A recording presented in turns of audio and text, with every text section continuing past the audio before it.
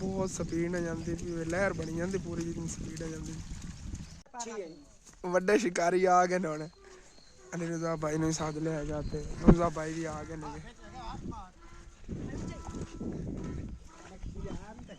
ओए होए दूई भी गई उस्ताद जी तेरा सार गया तेरा तो सार गया ए रल के जांदा पिया जोड़ा ही जा सकना है हुण तो बच्चे इस टाइम कुरान पाक पढ़ रहे हैं ना तो फिर उसी देखो इतनी गर्मी के अंदर बैठ के पढ़ना पै रहा क्योंकि बाहर भी फिर यह कंडीशन हैगी इस टाइम मतलब फर्श भी है ना। तो अस्सलामुअलैकुम जी की हाल चाल है फिर सारे देखने वाले तमाम भैन भाइयों से असी उम्मीद करने हैं सारे देखने वाले तमाम भैन भाई बिल्कुल ठीक ठाक होंगे तो अलहमदुलिल्लाह असी बिल्कुल ठीक ठाक आएंगे। काफ़ी दिनों बाद असन फिर तुहाडी खिदमत हाजिर हो गया है। दरअसल यार जो कुछ मतलब कि यहो जे हालात बन जाते हैं कि मेरे को व्लॉग वगैरह जो है ना नहीं बन पाता है और कुछ यहो जे मामलात ने कि हुण मैं सारे व्यूवरां तो दस नहीं सकना है जेह्ड़े मेरे व्यूवर राबते च ने जिन्होंने गलबात होंदी हैगी उन्होंने शेयर करी दे नेगे और मेरे वास्ते सारे व्यूवर इस तरह ने जिस तरह मेरी कोई फैमिली हैगी और कोई चीज़ मैं नहीं लुकाना चाहता लेकिन सोशल मीडिया से इस तरह मैं नहीं शेयर कर सकता कि की कंडीशन है कि हालात ने मेरे जिस वजह तो बार बार मैं चैनल छड़ दिंदा आ गया कभी चैनल पर आ जाना होना आ गया लेकिन इंशाअल्लाह ताला बस कोशिश करना है कि अपने आप को संभाला और दोबारा अपने काम पर जाना लग जावां। बाकी अज ही मैं इत्थे आया आ गया मतलब अपने कज़ना कोलों और इत्थे आपां कमरे का काम भी करवा रहे हैं इत्थे नाल वाली आबादी कमरा तमीर करवा रहे हैं। सैलाब आया सी इस जगह तुहानूं याद होना है नहर तक पानी सीगा उस सैलाब का मतलब सारे एरिए सैलाब आया सी तो उदों इन्हां दे कमरे गिरे हुए सी। इन्हां फैमिलियां पिछले दिनों मैं आके वीडियो बनाई सी और कमरिਆਂ वास्ते रिक्वेस्ट की सी जिन्हां एक फैमिली का कमरे का काम शुरू करवाया है और वो हो रहा है माशाअल्लाह भी चल के तुहाडे शेयर करना आ गया और मेरी कोशिश रहेगी जी बाकी फैमिलियां रहिंदियां नहीं आप उन्होंने फैमिलियों के कमरे तमीर करवाई और सारी फैमिली जी उन्होंने को अपना अपना एक एक कमरा तो होना चलो वाशरूम और चाह की बारी वगैरह तो औखा सौखा खुद ही कर सकते हैं लेकिन कमरे तो खर्चा अच्छा खासा आता है फिर वो खुद तमीर करना उन्होंने वास्ते बहुत मुश्किल है। पक्के कमरे तमीर करवा के दे रहा उच्ची जगह बना के ना उच्ची मतलब कि पुराई वाली जगह पर और फिर चल के तुहानूं दिखाना मैं ही इत्थे आया आ गया मेरा कज़न खड़ा सीगा आमिर भाई ये छोटा कज़न है मेरा वड्डा अली भाई है दंद दिखाया सीगा आमिर सुबह ला दा शिकार करदा पे मछलियां दे कहंदा 3-4 पकड़ियां सी घर दे आया ते कहंदा हुण मैं कोई फड़ना है फिर तेन दिखाना है मैं इहदे कोल खलो गया दो आउंदियां पियां ने अच्छा उदू मछलियां होरां नूं आंदियां पे मतलब पानी तो इस साइड तो उधर नूं जा रहा है ना लेकिन उधरों इस साइड ते आ रही नहीं गया और वो मछलियां जेहड़ियां ना फड़नियां ठीक है आमिर नज़र रख। इत्थे नहर हैगी नहर दे विच बल्कि इन्हां ने डरा के पिछे बजा देनियां ने अगर आंदियां भी कोई पईयां होईयां न मछलियां जिवें पैलसां दे च फिरदियां नहीं है इत्थे इन्हां ने पिछे बजा देनियां नहीं है। और मैं भी मतलब अम्मी अब्बू जेहड़े नहीं गए उन्होंने कोई मतलब कि समान लेना सीगा वो लवन चले गए नहीं गए मैं इत्थे आ गया मैं कि चलो इत्थे अपने कज़न को खड़ा होना आ गया कुछ टाइम जेहड़े ना इत्थे स्पेंड करने आ गए बार बार इत्थे छां ते आए ना गर्मी बहुत ज़्यादा है वो बार बार साह कड्ढन आंदे ने फिर चले जाते ने नज़र रखते ने गहरी जगह तकरीबन कह रहे हैं इस जगह की गहराई कोई 6-7 फुट हैगी और मतलब कोई बिच इंदे उतरदा है ना थल्ले ही समझ लै जाता है गायब हो जाता इतना गहरा इत्थे पानी उत्थे आ सोलंग लगे हो उत्थे तो मतलब आम बंदा चल सकता है तो इत्थों एक बारी अचानक ना मतलब थल्लों मछलियां निकलदियां नहीं गया इस जगह तो सोलंग के उत्तों हो के फिर अगे नूं इधर नूं जांदियां ने जिस साइड तो पानी आ रहा इस साइड ते उदों फिर पकड़ते ने उत्ते सिटदे ने इहनूं की कहंदे डंगला डंगला सिटदे ने फिर उत्ते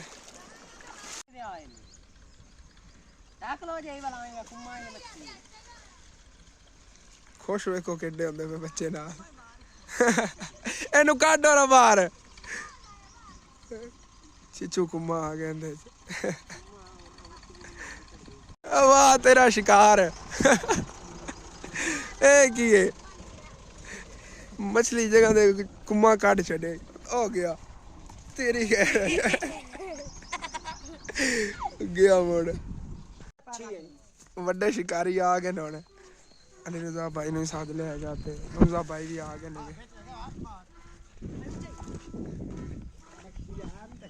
ओए होए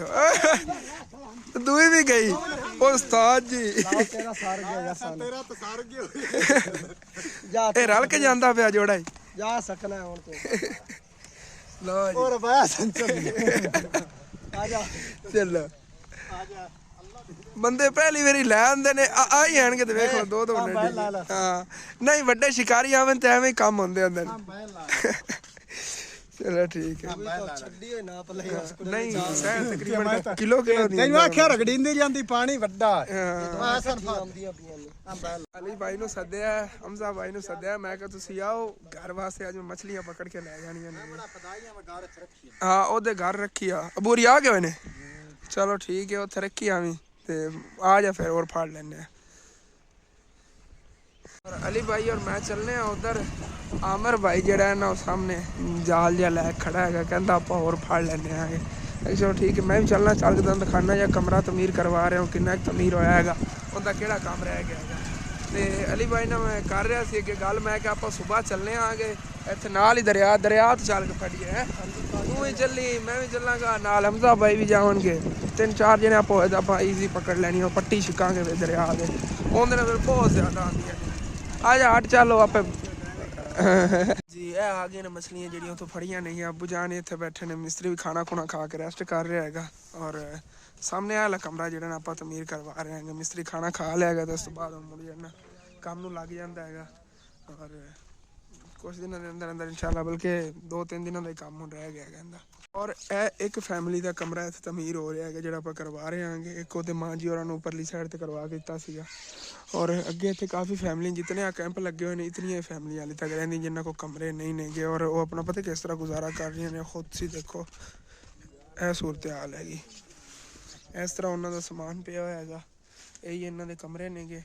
और इस तरह अपना गुजारा कर रहे नेगे और अपनी कोशिश होनी है इंशाल्लाह ताला इन्हें सारिया फैमिलियों ने अपना अपना अलग अलग एक कमरा जो है बनवा दिए जिस तरह उत्थे उन्होंने बनवाता नाल तकरीबन इतनी जगह छड़ के इस तो अगे एक फैमिली बनवा दी इस तरह सारी जगह पर अलग अलग सारी फैमिली ने एक कमरा तमीर करवा दी उहदे सारे बहन भाइयों तावन की जरूरत होनी है और मिल के तावन करना इंशाल्लाह ताला आप सारी फैमिली जो है ना कमरे तमीर करवा के देवांगे अगर अल्लाह पाक ने इतना रिजक दिता है ना कि किसी के आप काम आ सकने आएंगे तो आपको आना भी चाहिए है कि अल्लाह पाक तुहाडे रिजक और ज़्यादा बरकत पावेगा और चाहिए भी है मतलब अकाउंटा पैसे पाए हुए जमा पाए पैसे ना कुछ भी नहीं होता है अगर किसी तुसीं काम आओगे ना तो कल अल्लाह पाक तुहानूं उहदे नाल 3 गुना वापस करेगा और अल्लाह पाक वसीले ही बनाता है इन्हें वास्ते अल्लाह पाक ने कोई वसीला ही बनाना है कि इन्हें सारे जो कमरे रहिंदे ने ना इंशाल्लाह ताला कंप्लीट हो जाएंगे जेडे मतलब जिन्हें फैमिली को नहीं नेगे बहुत मुश्किल इत्थे गुजारा कर रहे हैं गर्मी कितनी ज़्यादा होती हैगी और इस तरह इन्होंने तार खिंची हुई सारे घर इत्थे ही अपने फोन वगैरह चार्जिंग करते नेगे और इत्थे ही मतलब पखे वगैरह इन्हें जो चलाना होंदा ऐसे एक बोर्ड चो चलाते नेगे यही इन्होंने को सारी जी बिजली आई हुई हैगी जी और असी ना उतो होके वापस फिर आए आएंगे तो आमिर भाई ने छड़ गए मछली पकड़न कहता भाई फड़ लिए चलो चल के वेखने आएंगे ना आज सारा दिन मैं कहना मछलियां दे शिकार करते रहना कहते थे कोई मैं तो आया कि मैं कहता जगह मेहनत बहुत ज्यादा करनी पैनी सी ते मछलियां थोड़ियां होणियां हां दरिया ते मेहनत ज्यादा मछलियां ज्यादा आ गईयां ने हां अली भाई कह रहे दरिया जांदे ना उदे ना अपन मेहनत ज्यादा लगनी मछलियां थोड़ियां आनियां ने इत्थे ना मेहनत थोड़ी लगदी भी मछलियां ज्यादा आंदियां पियां और चल के तुहानू दिखाने बाबा जी दुआ जाल भी लेके आ गए ने हां ओही फड़ते पैने के नाल ये सिट्टन वाला जाल है ना वाह सिरदे ने उत्ते जा डिगदा है ये भी बड़ी हैवी चीज है जगह तो फद्दी पर खाई सादे भी पहले वाली जेडी हैगी शायद सेम ही दो लईयो थोड़ी छाड़ दे ना नहीं नसा देंदा इतना तो कोई नहीं बेवकूफ आ चलो ठीक हो गया जा उधर दे आ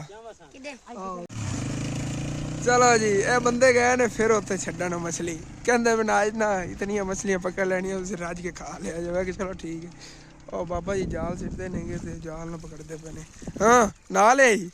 आ किड्डा डूगा हेठा वदा है बहुत स्पीड आ जाती लहर बनी जाती पूरी जितनी स्पीड आ जाती चल आमिर एक और फद्दू मैनूं लगदा लाइन होंदी शो नहीं होंदी भी कित्थे वाली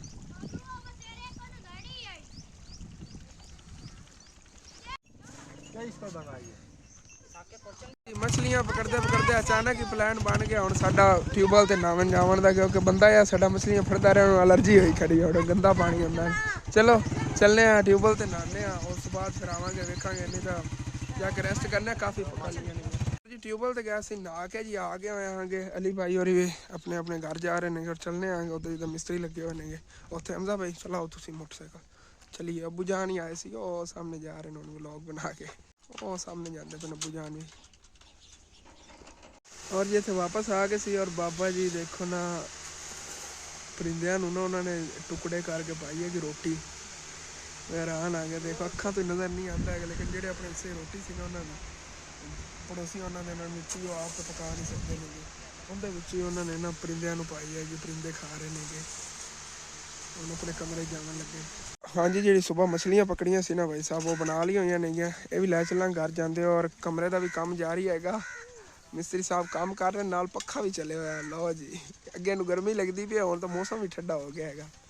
मोड़ी चलाया नाले पखा और असी जे जावन लगे इतने एक मदरसा है उत्थे ना कुछ पंखियां वगैरह की जरूरत है कि चल के शेयर करने हमजा भाई ना मिल के जावन लगे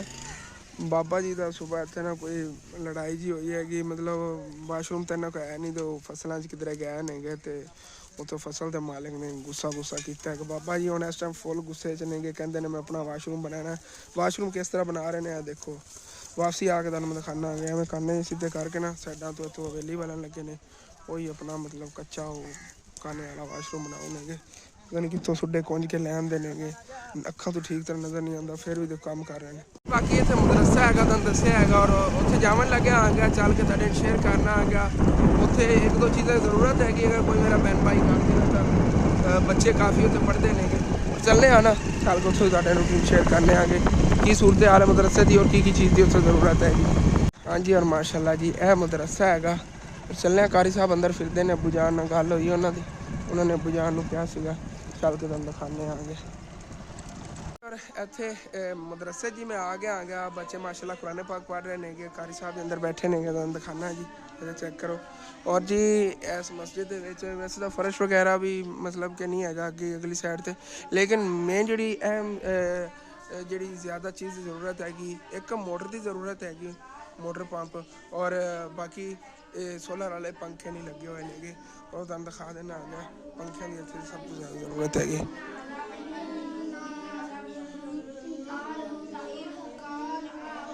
पंखे भी नहीं लगे हुए हैं इतने पंखियों की ज़रूरत हैगी और बाकी मोटर की भी कह रहे थे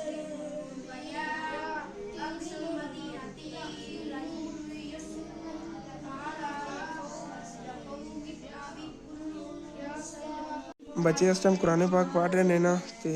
फिर उसी देखो इतनी गर्मी के अंदर बैठ के पढ़ना पै रहा है क्योंकि बाहर भी फिर यह कंडीशन हैगी इस टाइम मतलब फर्श भी है ना तो फर्श भी गर्म हैगा सारे दिन की गर्मी पई हुई हैगी और उच्चा नीवा फर्श है इतने बाहर किस तरह मतलब बैठ के पढ़ सकते हैं इतना एरिया है अगे मतलब फर्श भी ठीक तरह बनया होना इस तरह का थलों आ देखो चुभन वाला फर्श है बाहर वास्ते चटाई वगैरह भी नहीं हैगी अंदर ही चटाइयाँ पई हुई नहीं उन्होंने मतलब कि अंदर ही बैठ के पढ़ते हैं बाकी इंशाल्लाह कोशिश करनी जो को मेरा बहन भाई कर सकता है पंखे सोलर वाले और मोटर की ज़रूरत हैगी फर्श तो जोड़ा ना मतलब रिपेयरिंग ही होने वाली है भी अगर कोई करवाना चाहे तो यह भी काम है इनका कारी साहब मैनू दस रहे सी तफसील नाल कि जितनी भी मतलब कि आसे पासे वाला आबादियां ने ना इन्हां च मस्जिद दूर दूर तक कोई नहीं हैगी मदरसा भी इत्थे कोई नहीं हैगा यही एक मदरसा है यही मस्जिद हैगी जी पूरियां मतलब नेड़े नेड़े वाले आबादियां लगती हैगी और वो छत चल के तुम दिखाने आ गए कारी साहब नाल ही चले ने